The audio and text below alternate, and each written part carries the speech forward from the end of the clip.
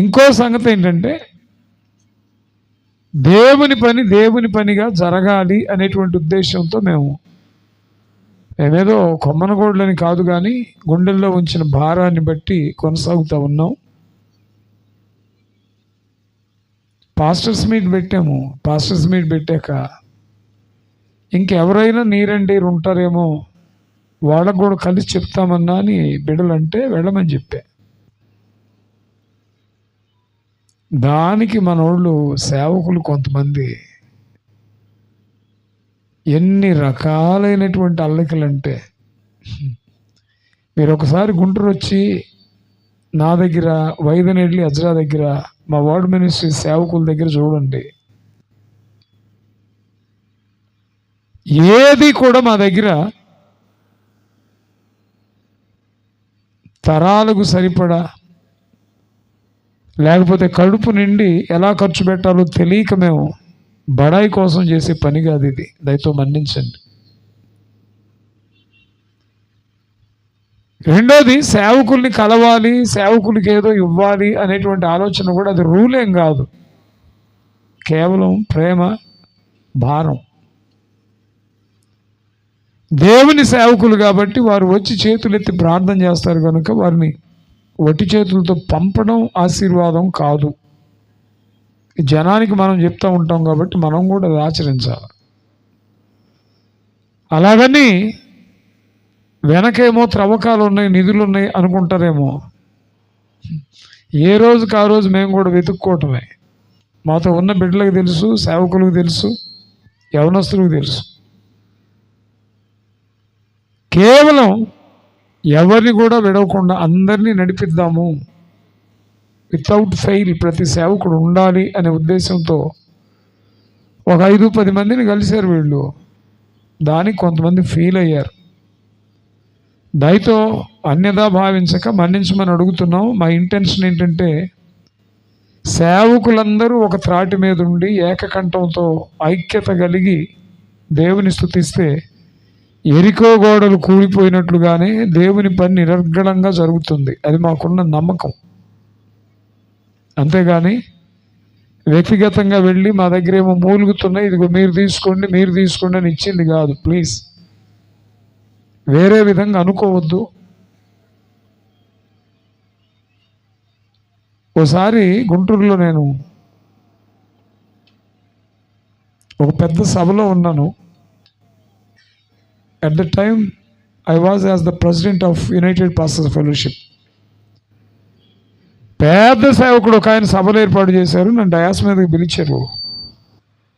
4 రోజుల్లో క్రిస్మస్ పండుగ అనగానే అప్పట్లో మంత్రి కన్నా లక్ష్మీనారాయణ గారి ఆధ్వర్యంలో ఒక పాస్టర్స్ మీటింగ్ పెడదామని చెప్పి అనౌన్స్ చేసి, ప్రెసిడెంట్ గారు మీరు సహకరించాలి, 2 రోజులు అడ్డం ఉంది, 21వ తారీఖు పెడతాము అని అంటే, నేను అన్నాను సంఘాలు ఉన్నాయి, సేవకులు ఉన్నారు, వారికి చాలా బిజీ ఉంటుంది, క్రిస్మస్ టైం అంటే చాలా ఇబ్బంది, కష్టమండి ఇప్పుడిప్పుడు అంటే అని చెప్పి.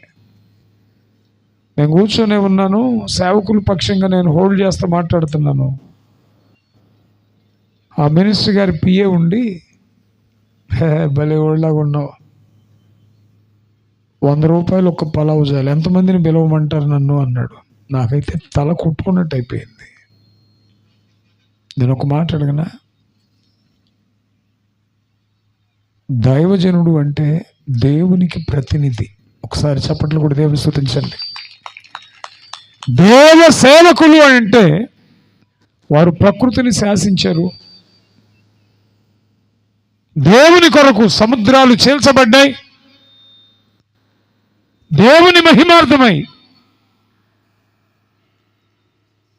సూర్యుడా నీవు అయ్యాలోనులో, చంద్రుడా నీవు గిబియోనులో నిలబడు అంటే నిలబడిపోయారు. దేవుని సేవకులంటే సామాన్యులు కాదు. కాకపోతే లోకం తప్పుగా అర్థం చేసుకుంటుంది. వారు అర్థం చేసుకోవడానికి కొన్నిసార్లు మన అవివేక ప్రవర్తన. స్తోత్రం గట్టి చెప్పాలి, హల్లెలూయా. ఏది ఏమైనా దేవుని సేవకులుగా చేరి వచ్చిన మీ అందరికీ, ప్రత్యేకంగా వినుకొండ ప్రాంతంలో ఇంకా ఈరోజు ఎవరైనా రాలేని సేవకులు ఉంటే వారికి కూడా నిండారులు దైవ దీవెనలు అందిస్తూ దేవుడు వారిని, వారి కుటుంబాలను, వారి పరిచర్యను విస్తరింపజేయునుగాక. స్తోత్రం చెప్దాం. స్తోత్రం. సో ఈ మీటింగ్స్ జరగడంలో ప్రత్యక్షంగా పరోక్షంగా సహకరించిన బిడ్డలందరినీ బట్టి ప్రభువుని స్తుతిస్తున్నాను. ముఖ్యంగా ముగ్గురు సేవకులు కంప్లీట్ ఎఫర్ట్ తీసుకున్నారు. ఎఫర్ట్ అంటే ఆర్థికం అనుకోమాకండి. ఆర్థికమేమో మాకు బయట మీటింగ్స్కి వెళ్తే వాళ్ళు ఇచ్చే కానుకలు, సంఘాల్లో మా ఆత్మీయ బిడ్డలు ఇచ్చేటువంటి చిన్న కానుకలు మేము జాగ్రత్త పరిచి దేవుని పనికి వచ్చాం. వినుకొండ మీటింగ్స్ అలాగే జరుగుతున్నాయి. A to Z, top to bottom moral support ఇస్తూ, పర్మిషన్ దగ్గర నుంచి మాట, మందలింపు అన్నీ ఎవరు కేర్ ఆఫ్ అంటే అదిగో మా తమ్ముడు హైడ్రాజ్ గారు. రెండోది, ఇంటర్నల్గా మాకు సహకరించి దేవుని పనిలో నిలబడింది పాస్టర్ డానీ, అలాగే పాస్టర్ జెర్మియా. దేవుని సేవకులైనటువంటి వారు. నిన్నటి దినాన ఇంకొక సహోదరులు జాషువా డానియల్ గారు, మేము అడగలేదు కానీ అన్న టీంకు నేను భోజనం సిద్ధపరుస్తానన్నా అన్నారు. జాగ్రత్తగా వినండి. యేసు క్రీస్తు ప్రభువు తప్ప మచ్చలేని జీవితం ఈ లోకంలో ఎవ్వడికి లేదు. దావీదు భక్తుడు అన్నాడు, నా రహస్య పాపములు నీకు చెప్పాలి, నీకు తెలిసే ఉన్నవి. దేవుని చిత్తానుసారంగా నడిచేటువంటి ఎంపిక చేయబడిన రాజు దావీదే. నా రహస్య పాపాలు నీకు తెలిసే ఉన్నవి అంటే అసలు మనమేంటి చెప్పండి? Insight of the lord, insight of the light of the father in heaven. దేవుని ముఖకాంతిలో మన స్థాయి ఏంటి? పై అట్టను చూసి పుస్తకాన్ని అంచనా వేయకూడదు. బాహ్యంగా మనిషి నాకు ఒకలాగా కనిపించవచ్చు, అతని అంతరంగం ఇంకోలాగా ఉండొచ్చు. Whatever it may be. ఏ మనిషి కూడా పరిశుద్ధుడైన వాడు సదాకాలం పరిశుద్ధంగా ఉంటాడా? లోకంలో ఉన్నవాడు జీవితకాలం లోకంలోనే ఉంటాడా అంటే కాలగతులు, హృదయపు స్థితులు అన్నీ దేవుని చేతిలో ఉన్నాయి, కాదంటానికి లేదు. నాకు ప్రేమతో ఇందాక తమ్ముడు ఒక మంచి మాట వాడాడు. బిడ్డల్ని ఒక తల్లి ఎలాగైతే కడుపులో పెట్టుకుని ఆదరిస్తుందో, మాతో పాటు నిద్రగాసి, మాతో పాటు మా పిల్లలతో పాటు పోస్టర్స్కి తిరిగి ఆయా ప్రాంతాల్లో దేవుని పని చేయడానికి. నిన్న కూడా పోలీస్ పర్మిషన్ కోసం నర్సాపేటలో ఉన్నాడు తమ్ముడు హైడ్రాజ్ డిఎస్పీ గారి దగ్గరికి. నేను ఆయన ఏదో హైప్ చేయాలని లేకపోతే ఇంకోటి కాదు, కానీ ఒక ఇల్లు నిర్మాణం చేస్తే మంచి పుల్ల కావాలి, వంకర పుల్ల కావాలి. ఇల్లు కట్టేటప్పుడు సజావుగా ఉన్న రాయి కావాలి, మొక్కలైన రాయి కూడా కావాలి సందులో దోపాలంటే. స్తోత్రం, స్తోత్రం. సో విమర్శలొద్దు, క్రిటిసిజమ్స్ వద్దు. ఎవడికి వాడుగా ఐక్యత లేకుండా ఇంటర్నల్ డీవియేషన్స్తో ఉంటేనే దేవుని పని నాశనం అవుతుంది. చాలామంది, నేను మళ్ళీ మాట గుర్తు చేస్తున్నా, ప్రవీణ్ పగడాల గారు చనిపోయారు, చంపబడ్డారు, భయంకరమైన చావు అనుకుంటున్నారు. కానీ నేనైతే ఆయన మరణాన్ని ప్రభు ఆస్వాదిస్తున్నాడని నమ్ముతున్నా. స్తోత్రం. గట్టి చెప్పాలి, చప్పట్లు కూడా దేవుని స్తుతించాలి. ఎందుకో తెలుసా? బ్రతికినన్నాడు ఎంత సేవ చేశాడో అది బహిర్గతం కాలేదు.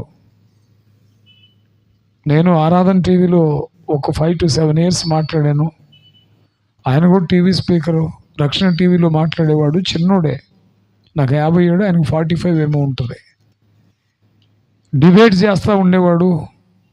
ఒకసారి అట్లా దృష్టి సారించినప్పుడు ఎవరెవరు వాడబడుతున్నారు, ఎవరెవరు పీక్లో ఉన్నారు ఆలోచిస్తూ ఉండేవాడు. నాకు తెలుసు బ్రతికున్నప్పుడు ఎంత సేవ చేశాడో, ఎంత బట్టబయలైందో తెలియదు, కానీ ఆయన మరణం మాత్రం ప్రపంచానికి ఒక విస్ఫోటనమైంది. స్తోత్రం. గట్టి చెప్పాలి. నేను అనుకుంటా, ఒక్కరోజు బ్రతికి చచ్చిన ఒక స్టెఫెన్ లాగా మనం కోరుకుంటే రాదు. అది దేవుడు ఎంపిక చేయాలి. బ్రతికినను చచ్చినను క్రీస్తు వారమై ఉన్నామంటాడు అపోస్తలుడైన పౌలు. చావు మూలంగానైనా సరే, బ్రతుకు మూలంగానైనా సరే ఆయనకు మహిమ రావాలి. We as a believers, we as a human being belongs to God. నేనేమై ఉన్నానో అది నా ప్రభువుకి చెందున్నాను. Praise the Lord, praise the Lord. వైషమ్యాలు విడిచిపెడదాం, సిద్ధాంత గందరగోళాలు విడిచిపెడదాం, నేను గొప్ప అనేటువంటి హెచ్చుతగ్గుల ఆలోచనలు విడిచిపెడదాం, కలిసి నడుద్దాం. బైబిల్ అన్నాడు, సహోదరులు ఐక్యత కలిగి ఉండుట ఎంత మేలు. నేను మళ్ళీ చెప్తున్నా, 100 ఏళ్ళు బ్రతకడానికి ఐక్యత అక్కర్లేదు, కానీ ప్రభు కొరకు చావడానికి చావులో కూడా చేతులు పట్టుకుని నిలబడతాం. చప్పట్లు కూడా దేవుని స్తుతించుదాం. స్తోత్రం. క్రైస్తవ్యానికి గడ్డు కాలం. వాక్యం చెప్పి వచ్చాను, పూలదండలు వేశారు. వాక్యం చెప్పి వచ్చాను, శాలువాలు కప్పారు. వాక్యం చెప్పి వచ్చాను, అబ్బా ఏమి జనం చప్పట్లు అనుకునే రోజులు ఇక లేవు. వాక్యం చెప్పడానికి వెళ్ళేవాడు క్షేమంగా ఇంటికి చేరతాడనే గ్యారెంటీ లేదు. స్తోత్రం.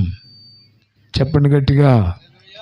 నేను భయపెట్టలా, సిద్ధపడి బ్రతకమని చెప్తున్నా. ఏ పరిస్థితికైనా సంధించబడిన ఆయుధంలాగా దేవుని కొరకు నిలబడడానికి ప్రయత్నం చేయండి. మరొక్కసారి చేరి వచ్చిన మీ అందరికీ, దేవ సేవకులకి,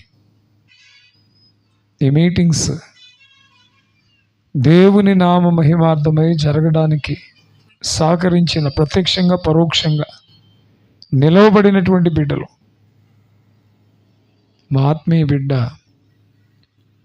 తమ్ముడు దూపాటి ధనశేఖర్, తనొక విశ్వాసే, తాను కూడా ఉన్నంత వరకు దేవుని పనిలో నిలబడతా ఉన్నాడు. నేను ఇంక ఇలా చెప్పుకుంటా పోతే చెప్పాల్సి వస్తుంది. వారిని, వారి కుటుంబాలని ప్రభు దీవించునుగాక. ఒకవేళ ఎవరినైనా ఏ కారణం వల్ల మర్చిపోతే మమ్మల్ని మన్నించండి. మీ అందరి పట్ల కృతజ్ఞత కలిగి ఉంటాం. వెనుకొండ కొరకు ప్రార్థన చేస్తాం, మీ పరిచర్యల కొరకు ప్రార్థన చేస్తాం. తరాలకు దీవెనగా ప్రతి దైవజనుడు నిలబడిపోవాలని ప్రార్థన చేస్తాం. స్తోత్రం. మరొకసారి ప్రభు మిమ్మలను దీవించునుగాక. చాలా క్లుప్తంగా, చాలా సింపుల్గా,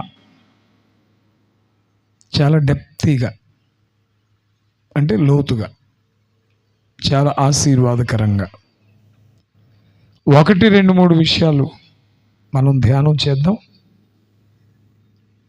దయచేసి చిన్న ప్రార్థన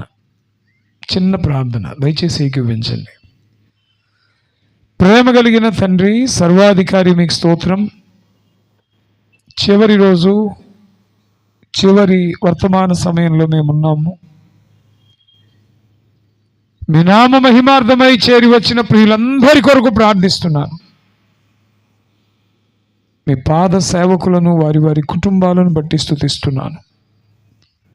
వారు చేస్తున్న కష్టకాల పరిచర్యకు నీరు పోయండి, వృద్ధిపరచండి. యేసు నామములో దీవెన నొందుదురుగాక. యేసు నామములో ప్రతి సేవకుని పరిచర్య విస్తరింపజేయబడునుగాక. చేరి వచ్చిన ప్రియుల కొరకు ప్రార్థిస్తున్నాను. అల్పుడైన మీ దాసుని మీ పాదముల యొద్ద నివేదించుకుంటూ ఆశీర్వాదకరమైన ముగింపు మాటలు మాకు అందించి బలపరచమని, సమస్తాన్ని కూడా మీ పాదముల యొద్ద అప్పగిస్తూ, వర్డ్ మినిస్ట్రీ సేవకుల్ని, పరిచర్యలను, కుటుంబాలను పేరు పేరున జ్ఞాపకంలో తెస్తూ, యేసుక్రీస్తు అత్యున్నత నామంలో ప్రార్థించి వేడుకుంటున్నాం పరమ తండ్రి. Amen, amen. ఒకసారి రెండు చేతులు పైకెత్తి దేవునికి స్తోత్రం చెల్లించుదామా? దగ్గర చెప్పాలి, హల్లెలూయా, హల్లెలూయా. మనం గత 2 రోజులుగా ఫిలేమోను పత్రికని ధ్యానం చేస్తున్నాం కానీ సంపూర్ణంగా పిన్ టు పిన్ ధ్యానం చేయడం అయితే కష్టం. కాకపోతే సమయాభావాన్ని బట్టి దేవుని సన్నిధిలో ఉన్న మనందరికీ ఆశీర్వాదకరమైనటువంటి బోధగా, ఆశీర్వాదకరమైనటువంటి పరిచర్యగా ఉండాలని ఆశతో చాలా క్లుప్తంగా మాట్లాడుతున్నాను. నిన్న మొన్న కూడా హృదయ విశాలత గురించి మాట్లాడాం. అవునా అవునా అవునా కాదా? హృదయ విశాలత. అనేకమైన విషయాలు మనం మాట్లాడుకుంటూ వెళ్ళొచ్చు, కానీ సమయాభావాన్ని బట్టి, ప్రస్తుత పరిస్థితిని బట్టి నేను ఇంకంతకంటే ముందుకు వెళ్లకుండా మరొక సంగతి మీదుడికి తీసుకొచ్చి ఒక ఆశీర్వాదకరమైన ముగింపుగా ఈ వర్తమానం ముగించాలని ఆశపడుతున్నాను. స్తోత్రం, స్తోత్రం. సహించండి, కొద్దిగా ఆలస్యం అవుతుంది, సహించండి. కొంచెం కటుగా మాట్లాడుతున్నానేమో మీ అన్నగా, చిన్న వయసు బిడ్డలైతే ఒక తండ్రిగా, నాకంటే పెద్దవారు మీ సోదరునిగా. హెచ్చు తగ్గు మాటలు ఏమైనా వస్తే మీ బిడ్డగా భరించండి. నేను మాట్లాడే మాట మన భవిష్యత్ కాల దీవెన కొరకు మాత్రమే మాట్లాడుతున్నాను. స్తోత్రం చెప్దామా? గట్టి చెప్దామా? గట్టి చెప్దామా? ఫిలేమోను పత్రిక ధ్యానం చేస్తుంటే అనేక అద్భుతమైన సంగతులు స్పష్టమవుతున్నాయి.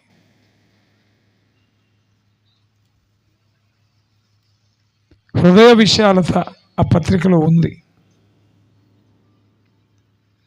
క్షమాపణ ఆ పత్రికలో ఉంది.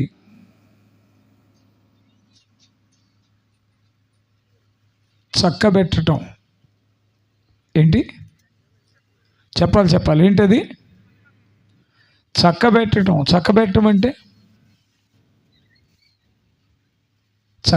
అంటే చెక్కబెట్టడం కాదు, చెక్క కాదు. సమాధానపరచడం. ఏం పరచడం? సమాధానపరచడం. సమాధానానికి కర్త అయిన తండ్రి నుంచి తెగిపోయిన మానవ జాతిని స్వరక్త ప్రోక్షణలో పాపిని పునీతునిగా మార్చి, పునీతుడైనటువంటి వ్యక్తిని తిరిగి తండ్రి పాదాల దగ్గర చేర్చడానికి తన కల్వరి రక్త ప్రోక్షణలో ఈ లోకాన్ని సమాధానపరిచాడు. చప్పట్లు కూడా దేవుని స్తుతించుదాం. ఫిలేమోను పత్రికలో సమాధానపరచబడే అనుభవం ఉంది. Praise the Lord. ఫిలేమోను పత్రికలో morality, we can see ethics, తెలుగులో నైతికత అంటారు. చెప్పండి, ఏంటది? నైతికత. చెప్పనా? నైతికత గురించి ఒక్క మాట చెప్పనా? పచ్చి వ్యభిచారి డబ్బు కోసం శరీరాన్ని అమ్ముకునేటువంటి ఒక లోకంలో ఉన్నటువంటి వ్యభిచార ప్రవృత్తి కలిగిన వ్యక్తి ఒక ఇంట్లో ఒక వ్యక్తితో పరిచయం ఉన్నాక అదే ఇంట్లో ఆ వ్యక్తి అన్నో తమ్ముడో తన దగ్గరికి వస్తే తాను ఇష్టపడదు. స్తోత్రం. గట్టి చెప్పండి. అర్థమైతే ఒకసారి స్తోత్రం చెప్పండి. తాను ఇష్టపడదు. ఒక నైతికత. There should be an ethical knowledge. She has to maintain ethical values. ఒక వ్యభిచారికి ఒక నైతికత ఉంది. ఈము పక్షులు ఆడ మగ కలిసి బ్రతుకు కొనసాగిస్తాయి. ఏ కారణం వల్లైనా ఒక ఆడపక్షి కానీ మగపక్షి కానీ చనిపోతే రెండవ పక్షి ఒంటరిగానే ఉండి కడతేరుతుంది తప్ప ఇంకొక పక్షిని తన జతకి రానివ్వదు. అది నైతికత. స్తోత్రం చెప్పండి. స్తోత్రం. చాతక పక్షి పైనుంచి పడేటువంటి నీటిని పైనే త్రాగుతుంది తప్ప నేల తాకిన నీటిని అంటదు. ఒకవేళ వర్షం కురవకపోతే గొంతు ఎండబెట్టుకొని చచ్చిపోద్దు, కానీ అల్పమైన వాటి జోలికి వెళ్ళదు. అది నైతికత. యేసుక్రీస్తు రక్తంలో కడగబడిన నీవు నేను యేసుక్రీస్తు నామాన్ని ధరించి జీవించేటువంటి స్థితిలో ఉన్నటువంటి ప్రతి ఒక్కరు యాకే కుమారుడైన ఊరు చేస్తాడు, దేవా నేను చనిపోకముందు 2 మనవులు నాకు ఇవ్వు.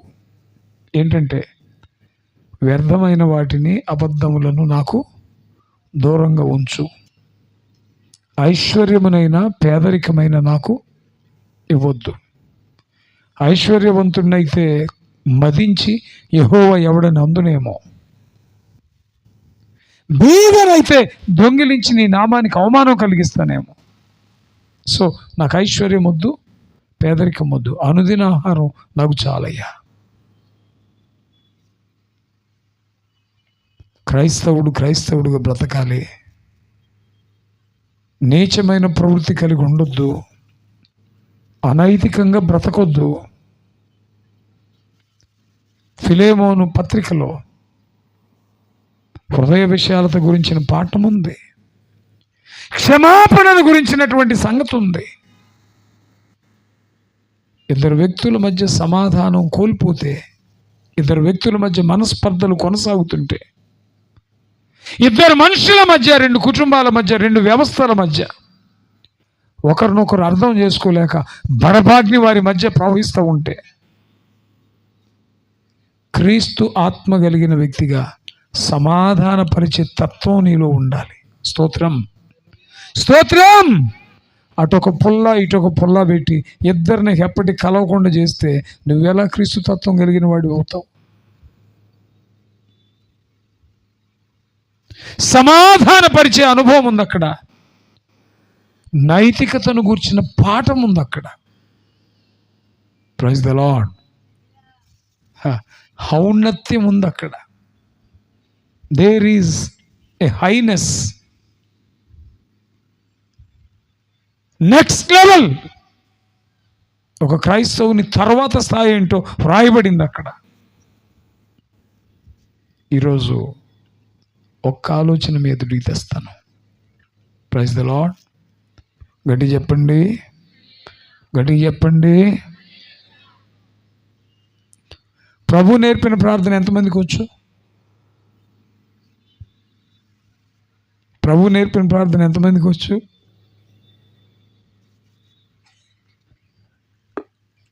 Who is miss India Gandhi అన్నాడంట ఇంటర్వ్యూ చేసేవాడు. సివిల్స్ ప్రిపేర్ అవుతుంటే, ఏది నేను ఇంటర్మీడియట్ చదివే టైంలో సివిల్స్ ప్రిపేర్ అవుతుంటే వాళ్ళు చెప్పాల్సినవన్నీ చెప్పి లాస్ట్లో టిట్ బిట్స్ చెప్పారంట. అయ్యా ఇది ఇప్పటి వరకు ఇందులోనే చేస్తారు ఇంటర్వ్యూ, ఒకవేళ ఏమన్నా దాటిపోయి అడిగితే నీకు అర్థమైతే సమాధానం చెప్పు, అర్థం కాలేదనుకో అర్థం కానట్టు ముఖం పెట్టమాక, తప్పు చెప్పినా సరే అడిగిన వెంటనే ఠకామని చెప్పు. ఇంటర్వ్యూ చేసేవాడు కన్ఫ్యూజ్ అయితే నీకు మార్కు పడింది. తెలిసిన మాట అయినా అడిగిన వెంటనే చెప్పలేదు అనుకోండి, అది తప్పు కింద కొట్టేస్తారు. వాడు వెళ్ళాడంటే ఇంటర్వ్యూకి, ఇంటర్వ్యూ చేసేవాడు ఆంగ్లో ఇండియన్, ఆయన యాక్సెంట్ వేరుగా ఉంటుందిగా. Who is miss India Gandhi అన్నాడంట. వీడికి అర్థం కాల. అక్కడ చెప్పింది ఉండి it's a wild animal in the forest అన్నాడంట. వెంటనే it's a wild animal in the forest అని, కానీ వాడికి అర్థం కాలే. ఇంటర్వ్యూ యూ సెడ్ రైట్ అని చెప్పి టిక్కేసాడంట. వాడు అడిగిందేమో ఇందిరాగాంధీ ఊరు అని. వీడికి అర్థం కాల. It's a wild animal in the forest అన్నట్టు, అడవిలో ఒక మృగం అన్నాడంట. వీడికి అర్థం కాల.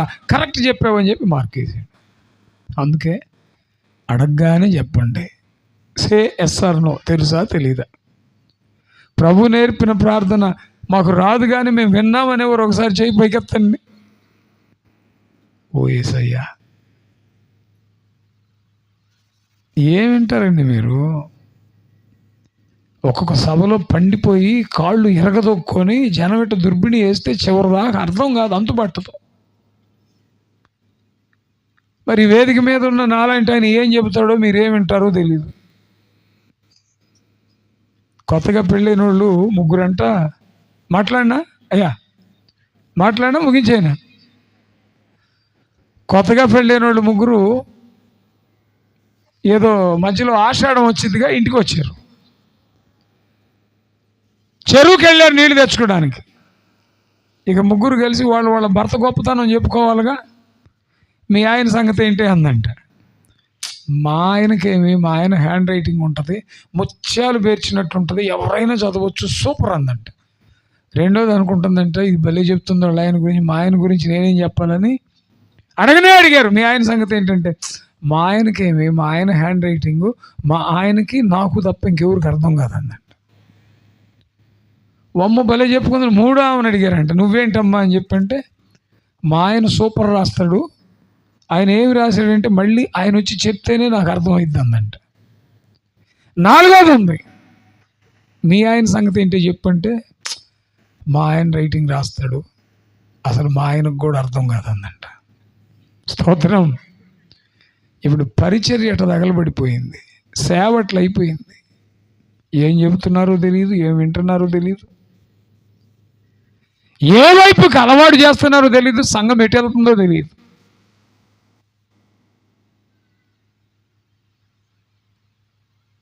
స్తోత్రం.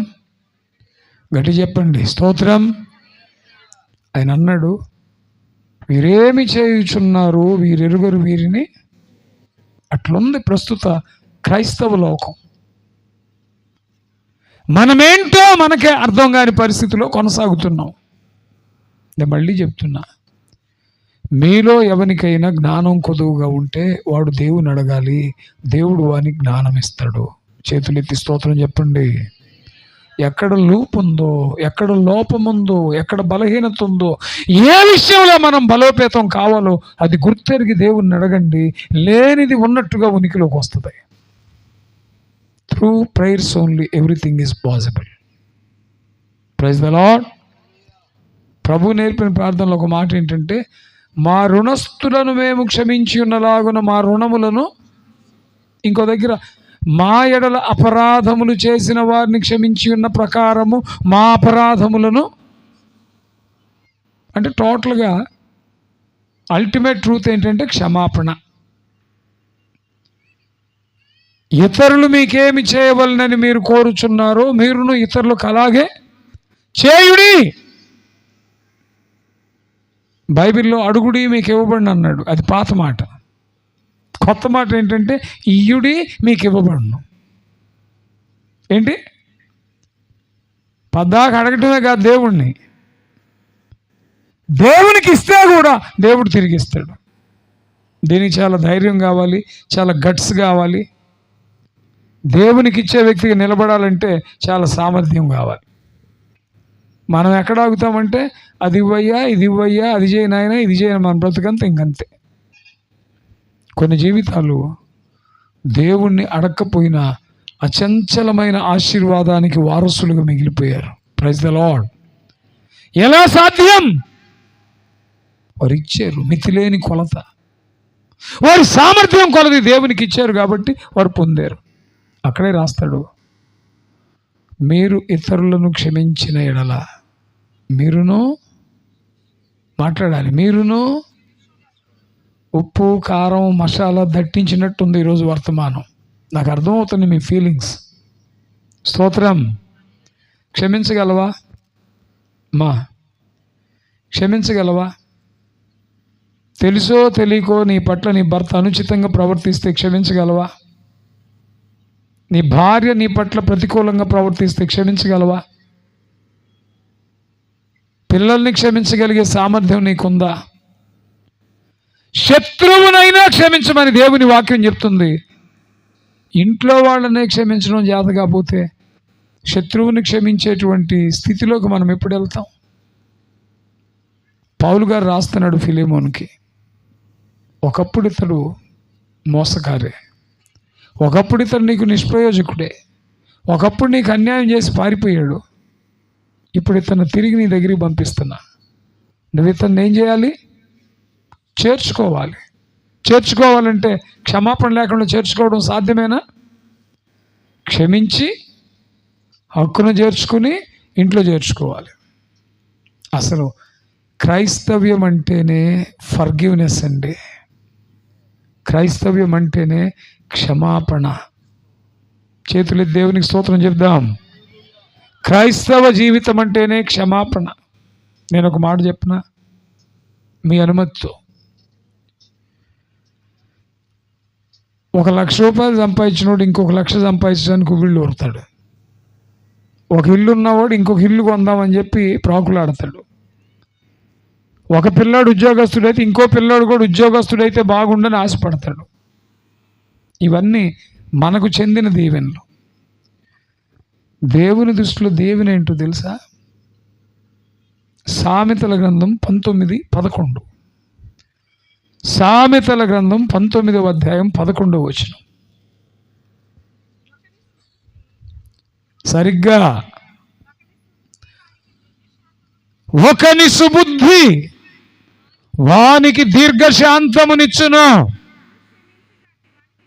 ఎట్లా ఎట్లా అయ్యా చూడండి ఒకసారి దైవ సేవకులంతా ఏముంది అక్కడ? తప్పులు క్షమించుట. ఇప్పుడు బిగ్గరకు చప్పట్లు కూడా దేవుని స్తుతించండి. చచ్చిపోతారేమో నాయనో. ఎవరైనా చప్పట్లు కొడితే చచ్చిపోయిన వాళ్ళు ఉన్నారా? ఎట్లా కొడుతున్నారంటే ఒక ఆమె ఎట్ట అంటుంది,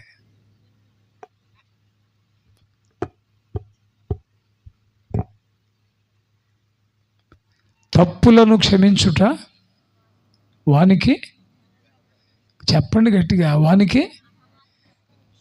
ఎవరినైనా ఒకళ్ళు నీ పట్ల తప్పుగా ప్రవర్తిస్తే పాపాలు క్షమించే తత్వం ఉంది దేవునికి. రుణమును క్షమించమని అడుగుతాము, అపరాధములు క్షమించమని అడుగుతాము. తెలుసో తెలియకో నేను చేసిన నా ప్రవర్తనను క్షమించమని అడుగుతాం.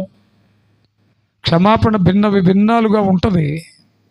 అయితే ఇందులో ఈ రాత్రి నేను మాట్లాడుతుంది నీ పట్ల నీ సహోదరుడో సహోదరినో, నీ రక్త సంబంధం, నీ బయట వారు, నీ ఇరుగువారో నీ పొరుగువారు, నీ తోటి దైవజనుడో నీ సంఘంలో విశ్వాసం నీ పట్ల అనుచితంగా అన్యాయంగా ప్రవర్తిస్తే, నేను ఎట్ట కనపడుతున్నాను పిచ్చి పిచ్చిగుందా అన్నావు అనుకో, అవుట్. ఇక నువ్వు దేవుని దృష్టిలో ఎన్నికలోనే లేనట్టు. ఎవడైనా ఒకడు నీ పట్ల తప్పుగా ప్రవర్తిస్తున్నాడంటే నెక్స్ట్ లెవెల్లోకి నువ్వు వెళ్ళడానికి దేవుడు నీకు ఒక అవకాశం ఇస్తున్నాడు. ఎట్లా? తప్పు చేసిన వ్యక్తిని నువ్వు క్షమించగలిగితే, స్తోత్రం, గట్టి చెప్పండి, స్తోత్రం. తప్పు చేసిన వ్యక్తిని నువ్వు క్షమించగలిగితే you be in next level, you will be in next level. ఆవలివాడు తప్పు చేస్తున్నాడంటే నీ స్థాయిని దేవుడు పెంచుతున్నాడని అర్థం. క్షమించగలుగుతున్నావు అని అంటే నువ్వు దేవుని కోణంలో, దృక్కోణంలో నిలబడుతున్నావు అని అర్థం. ఎదుటి వారు నువ్వు క్షమించావు అంటే దేవుని ద్వారా నువ్వు క్షమించబడతావు అని అర్థం.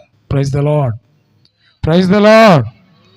దేవుని పిల్లలని చెప్పుకుంటూ సాధిస్తాం, దేవుని పిల్లలని చెప్పుకుంటూ కక్ష కడతాం, దేవుని పిల్లని చెప్పుకుంటూ వారి నాశనాన్ని కోరతాం, దేవుని పిల్లని చెప్పుకుంటూ తగ్గింపు ఉండదు. బైబిల్ చెప్తుంది ఫిలేమోను పత్రికలో ఎన్నో గుణ లక్షణాలు రాయబడ్డాయి. ఒక శ్రేష్టమైన మాట ఏంటంటే క్షమాపణ.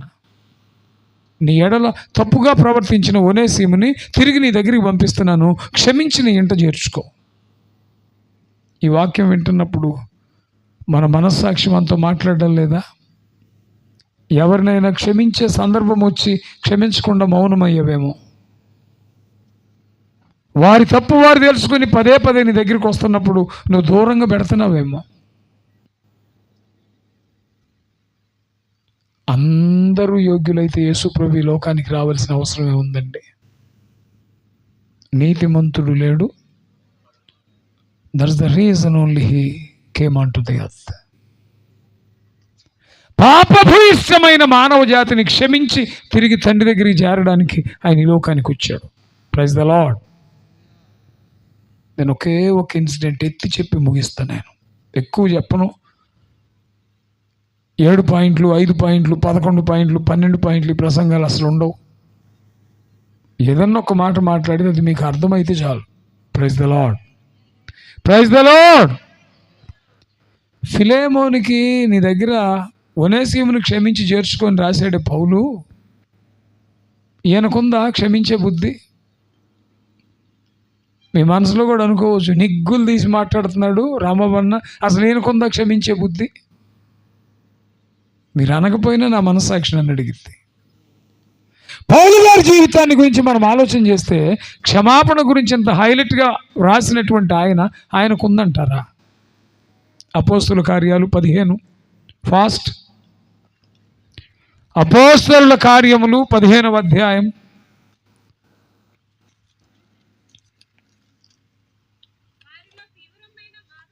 వచనం చెప్పు. అపోస్తలుల కార్యములు 15వ అధ్యాయం 36 నుంచి చూడండి. 36 నుంచి, కొన్ని దినములైన తరువాత ఏ ఏ పట్టణములో ప్రభువు వాక్యము ప్రచురపరిచితిమో ఆయా ప్రతి పట్టణములో మనము చూతమని ఇప్పుడు వినుకొండలో వచ్చి వాక్యం చెప్పాం.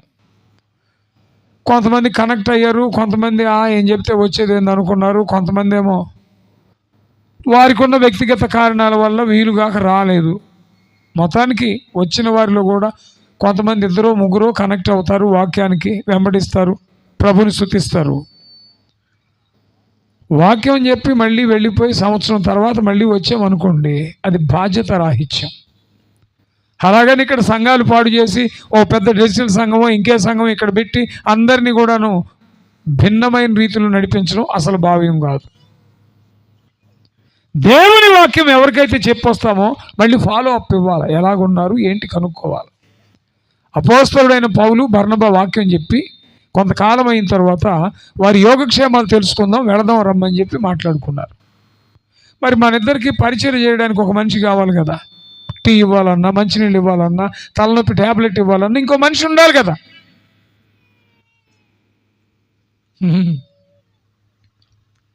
నాకు మా తమ్ముడు ఒకడు ఉన్నాడు, జాకబ్. చెప్పుకోవాలి ఈ సంగతి.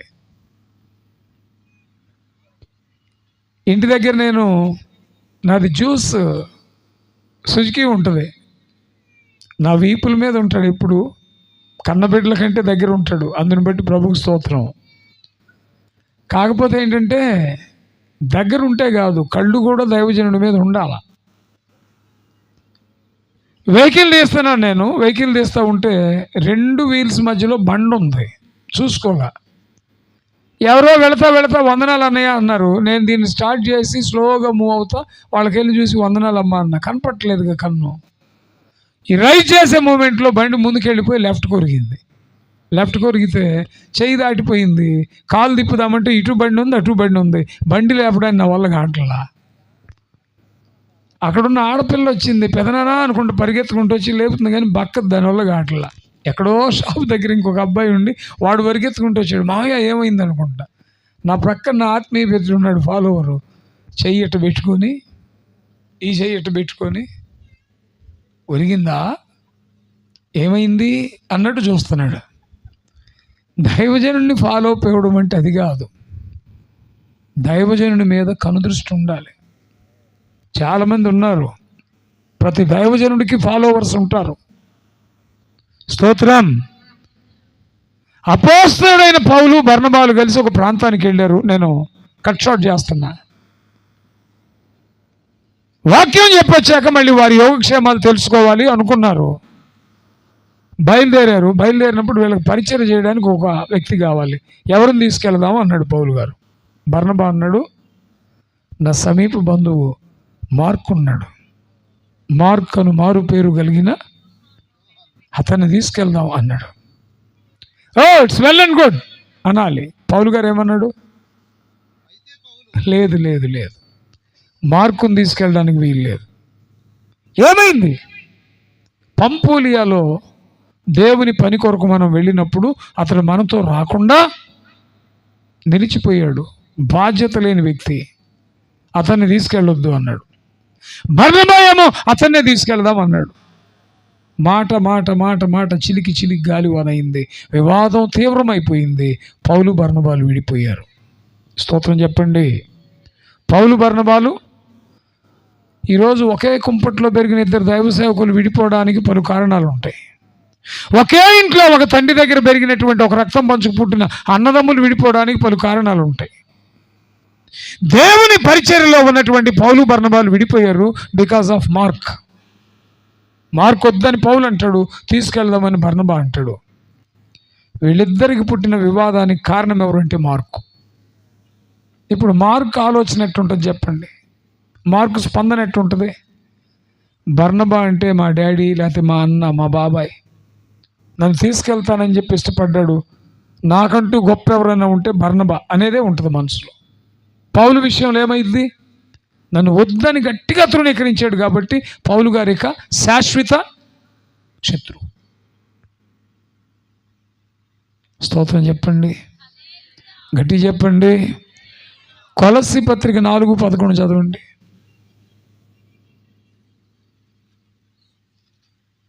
4:10.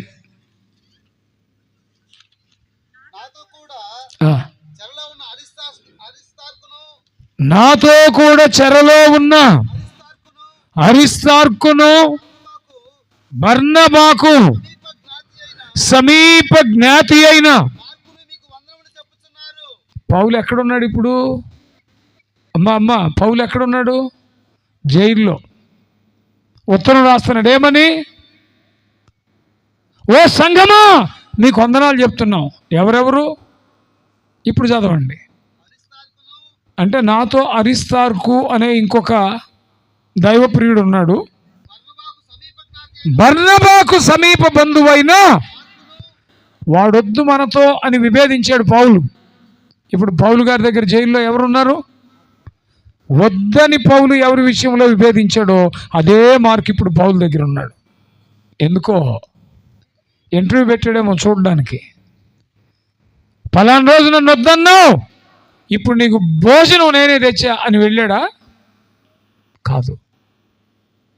చెర అనుభవంలో పౌలుతో పాటు నిలబడ్డాడు మార్కు. రెండోది, తిమోతికి రాసిన 2వ పత్రిక 4వ అధ్యాయం 11 చదవండి. లూకా మాత్రమే నా యొద్ద ఉన్నాడు, మార్కును వెంటబెట్టుకుని రమ్ము, అతడు పరిచారము నిమిత్తము. ఒకసారి 2 చేతులు దేవునికి స్తోత్రం చెప్పండి. పరిచారము నిమిత్తము అతడు నాకు చాలు చాలు. అక్కడేమో రిజెక్ట్ చేశాడు, వద్దు.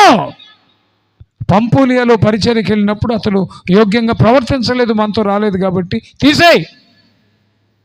లేదు, అతన్ని తీసుకెళ్దామన్నాడు బర్నబా. వివాదం పుట్టింది. పౌలేమో శీలను వెంట పెట్టుకుని వెళ్ళాడు, బర్నబా ఏమో మార్కును పెట్టుకుని వెళ్ళాడు. ఒకే సంఘంలో నుంచి చిన్ని చిన్ని కలతలు వచ్చి విడిపోతాం. ఒకే కుటుంబంలో చిన్ని చిన్ని కలతలు వచ్చి విడిపోతాం. విడిపోయిన తర్వాత లైఫ్లో నీ ముఖం చూడనురా అన్నట్టుగానే విశ్వాసులు కూడా జీవిస్తుంటారు. పౌలు గారు ఎంత అద్భుతంగా ఫిలెమోనుకు రాస్తున్నాడంటే, పనివాడిగా చేర్చుకోబాకయ్యా, నా ప్రాణము వంటి వాడు ఇతన్ని నీ సహోదరునిగా చేర్చుకో. పోయిన వ్యక్తిని తిరిగి చేర్చుకోవాలంటే క్షమించే హృదయం ఉండాలి. తప్పు చేసిన వ్యక్తిని క్షమించాలి. ప్రేమ ఉన్నప్పుడే సాధ్యమైంది. బైబిల్ అంటాడు, కీడు చేత జయింపబడక, రోమపత్రిక 12:21లో, కీడు చేత జయింపబడక మేలు చేత కీడుని. ఎవడైనా ఒకడు నీ పట్ల వ్యతిరేకంగా తప్పుగా ప్రవర్తిస్తే, వాడు ఆకలి కొంటే అన్నం పెట్టు, వాడు దప్పికొంటే నీళ్ళు, వాడు కింద పడితే చేయూతనిచ్చి లేపు. నీకు కీడు చేసిన వాడిని ప్రతి కీడు నువ్వు చేయొద్దు, మేలు చేత వాడిని జయించు, ఆ కీడును జయించు. ఇలాగ చేస్తే నిప్పులు కుప్పగా వాని మీద పోసిన వాడు అవుతావు. లైఫ్లో నీకు ఇంకెదురు రాడు. నీ జీవితం పరమార్థం అవుతుంది. నీ జీవితం ప్రబల సాక్ష్యం అవుతుంది. నీ జీవితం తరాలకు దీవెనగా మారుతుంది. ఎన్ని మలుపులు తిప్పి చెప్పినా అల్టిమేట్గా నేను చెప్పే మాట ఒకటే, క్షమా హృదయం కలిగి బ్రతకండి. స్తోత్రం.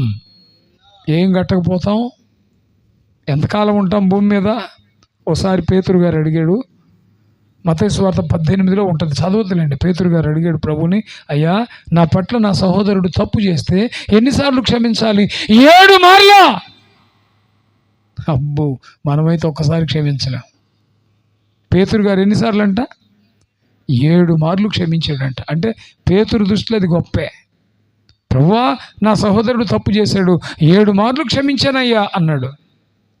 ప్రభు అన్నాడు, 7 మార్లు కాదు బిడ్డ, 70 ఏండ్ల మారుల మట్టుకు. 70 ఏంటంటే నరుని జీవిత కాలం, నరుని ఆయుష్ కాలం, నువ్వు చచ్చేదాకా, until the death you have to forgive him. క్షమిస్తూనే ఉండాలి. క్షమించే తత్వం దేవునిది. క్షమించే తత్వం ప్రేమకు పరాకాష్ట. క్షమించే తత్వం ఔన్నత్యం.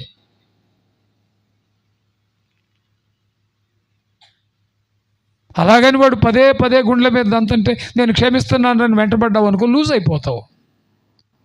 ద్వేషం ఉంచుకో మాకు. సాధ్యమైతే క్షమించు. అవకాశం ఉంటే వారి కొరకు ప్రార్థించు. Praise the Lord, praise the Lord. ఆ రోజు మార్కు నాతో వద్దు అన్నాడు, ఈరోజు అదే మార్కు జైల్లో ఉన్నాడు, మీకు వందనాలు చెప్తున్నాడు అన్నాడు. అక్కడ మళ్ళీ ఏమన్నాడు, నువ్వు వచ్చేటప్పుడు నా దగ్గర దేమా ఒక్కడే ఉన్నాడు, లూకా ఒక్కడే ఉన్నాడు, మార్కును కూడా తీసుకునిరా. ఏం చేస్తాడు మార్కు? నీకు వద్దన్నావుగా, కాదని వెళ్ళిపోయాడుగా. ఏం చేస్తాడు మార్కు? అసలు ఇప్పుడు కలిసారు వీడు. మళ్ళీ పరిచర్య నిమిత్తం అతడు నాకు ప్రయోజనకరం. అయ్యా, పరిచర్యలో, క్రైస్తవ్యంలో, దేవునికి ప్రియులుగా జీవించే వారిలో శాశ్వత శత్రువులు ఎవరూ ఉండకూడదు.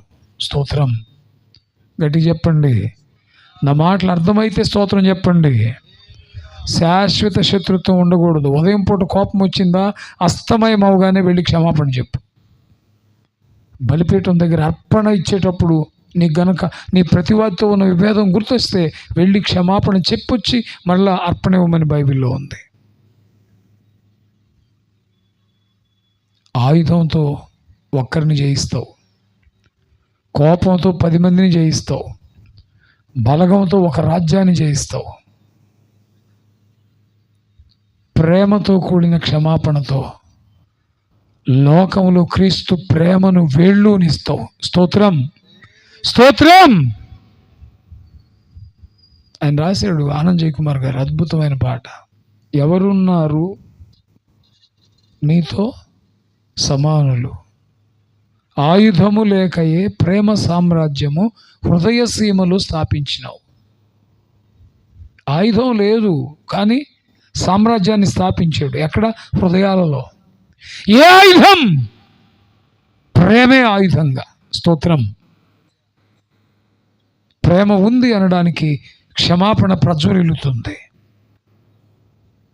నేను ముగింపులోకి వస్తున్నా. పౌలు మార్కును క్షమించాడు. సరే, పౌలు మార్కును క్షమించి రమ్మంటే మార్కు ప్లేస్లో మనం అయితే వెళ్తామా? పోరా బాబు, పోయినసారి నేను పనికి రాలేదు, ఇప్పుడు నేను పనికి వస్తానా అంటాం మనం. ఆయన మళ్ళీ మార్కుని ఎలా దగ్గరికి తీసాడు? సరే, ఆయన తీసాడు అనుకో పెద్దోడిగా, ఈయన ఎలాగెళ్ళాడు ఆయన దగ్గరికి? ఆంక్షలు, వైషమ్యాలు, పగలు, ప్రతీకారాలు ఉంటే దేవుని ప్రేమలో ఉండదు. స్తోత్రం. మనం చెప్పే మాట నీరు కట్టబడదు. మనలో ఉన్నటువంటి దైవ ప్రేమకి ఆజ్యం పోయలేం. యేసు ప్రభు ప్రపంచాన్ని తలకిందులు చేయగలిగాడంటే ప్రేమ, క్షమ. ఫిలెమోను పత్రికలో స్పష్టంగా వ్రాయబడింది. ఒనేసిముని ఫిలెమోను చేర్చుకోమని పౌలు గారు రాశాడు. క్షమిస్తేనే సాధ్యం. ఒక వ్యక్తి ఇంకొక వ్యక్తిని క్షమించాలంటే ప్రేమ పరిపూర్ణమైతేనే క్షమాపణ సాధ్యం. నువ్వెప్పుడు కూడా నీ కోణంలో నువ్వు ఆలోచించుకో మాకు, నీ వైపు నుంచి నువ్వు ఆలోచించుకో మాకు. ఆవలి వ్యక్తి పరిస్థితులను కూడా ఆలోచించు.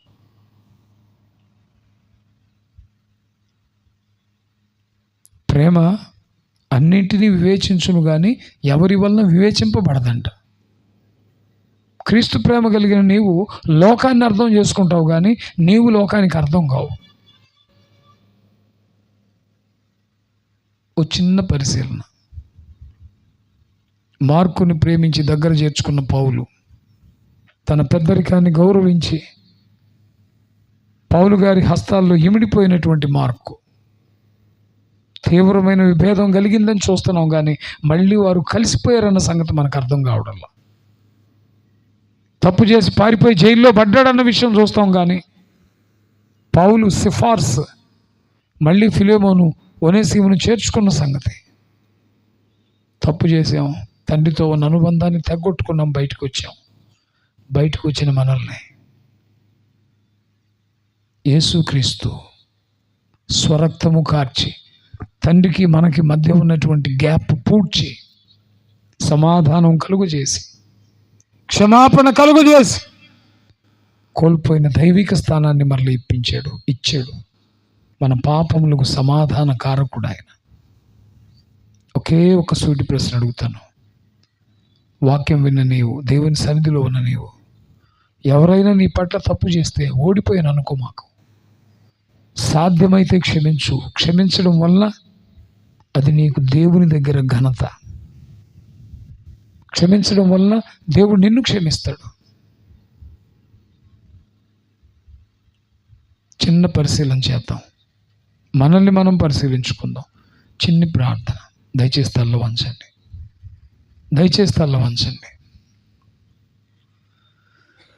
ప్రేమ కలిగిన ప్రియ తండ్రి, సర్వాధికారి, మీకు స్తోత్రం. ఈ రాత్రి మాతో మీరు మాట్లాడారు. ఏ విషయంలో మా బ్రతుకులో లోపముందో సూటిగా హెచ్చరించారు.